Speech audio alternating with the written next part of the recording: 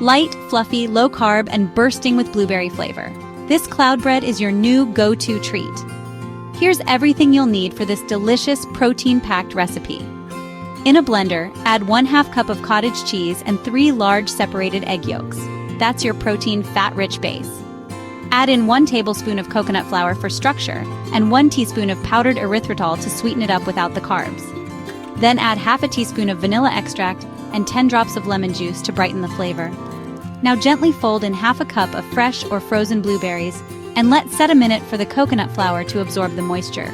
Then beat your egg whites until stiff peaks form. It's what makes it airy like a cloud. Carefully fold the blueberry mixture into the beaten egg whites, keeping the fluff intact. Use a spoon to shape 6 mini clouds or 1 large loaf on a parchment-lined tray. Bake at 300 degrees Fahrenheit for 30 to 35 minutes until golden and puffed. Just look at that, warm, golden, and melt in your mouth fluffy. It's sweet, tangy, protein-rich, and totally guilt-free. Perfect for breakfast, snack time, or dessert. Follow for more recipes like this and tag someone who needs this in their life.